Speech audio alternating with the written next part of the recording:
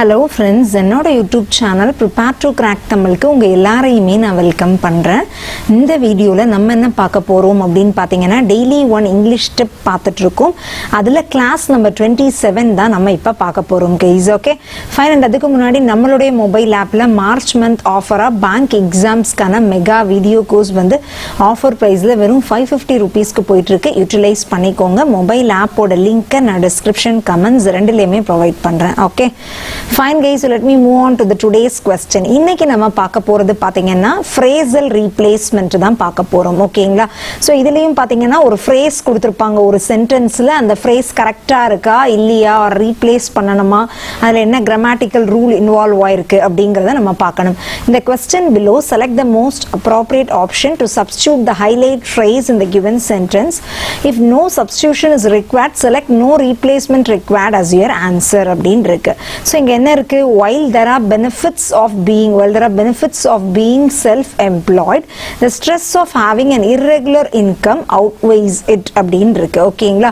அதாவது என்ன சொல்றாங்க அப்படின்னா, நம்ம செல்ஃப் எம்ப்ளாய்டா இருக்கோம், ஒரு பிசினஸ் பண்றோம், ஒரு செல்ஃப் எம்ப்ளாய்டா இருக்கோம்னா அதுல நிறைய பெனிஃபிட்ஸ் இருந்தா கூட அதுல ரெகுலரா இதுதான் இன்கம் வரும்னு சொல்ல முடியாது. ஒரு irregular இன்கம்னால வர ஸ்ட்ரெஸ் வந்து அந்த பெனிஃபிட்ஸே வந்துட்டு அவுட்வே பண்ணிடுது.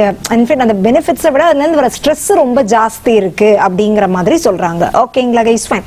சோ இதுல என்ன, இந்த இது அவுட்வேஸ் இட் அப்படிங்கிறது கரெக்டா இல்லனா ரீப்ளேஸ்மெண்ட் தேவைப்படுதா அப்படிங்கறத பார்க்கணும். ஓகேங்களா கைஸ்? இந்த இடத்துல பாத்தீங்கன்னா அவுட்வேஸ் இட் அப்படின்னு இருக்கு. இந்த இடத்துல பெனிஃபிட்ஸை வந்து ஸ்ட்ரெஸ் வந்து லைக் என்ன ஸ்ட்ரெஸ் என்ன சொல் பெனிஃபிட்ஸை விட ஸ்ட்ரெஸ் அதிகமா இருக்கு அப்படின்னு சொல்றாங்க. ஸோ பெனிஃபிட்ஸை அது குறிக்கணும். புரியுதுங்களா கைஸ்? இந்த இடத்துல இட்டுன்னு குறிக்கிறது எதை குறிக்கணும்னா பெனிஃபிட்ஸை குறிக்கணும். பட் பெனிஃபிட்ஸ் அப்படிங்கிறது ப்ளூரல் ஃபார்மேட்ல இருக்கு. ப்ளூரல் ஃபார்மேட்ல இருக்கிறதுக்கு எப்படி இட்டுங்கிற ப்ரோனவுன் யூஸ் பண்ண முடியும்?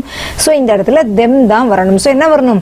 has out இப்படி தான் வரணும். ஓகேங்களா? irregular income outweighs them அப்படிங்கிறது வந்ததுன்னா தான் கரெக்டா இருக்கும் கைஸ். ஓகேங்களா?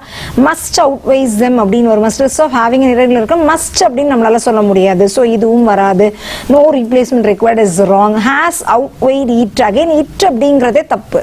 அதுதான் மெயின் திங். ஸோ அவுட்வைஸ் தெம் அப்படிங்கிறது தான் கரெக்ட்.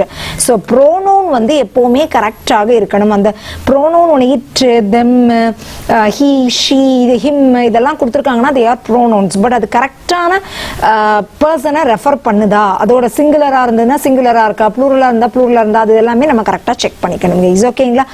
டிப்ஸ் நோட் அப்படிங்கிறது ஒன்று போட்டுக்கோங்க. அதில் இந்த டிப்ஸ் எல்லாமே ரெகுலராக நோட் பண்ணிட்டு வாங்க. வீக்லி ரிவைஸ் பண்ணுங்க. ரொம்ப ரொம்ப ஹெல்ப்ஃபுல்லாக இருக்கும். ஓகேவா? தேங்க்யூ.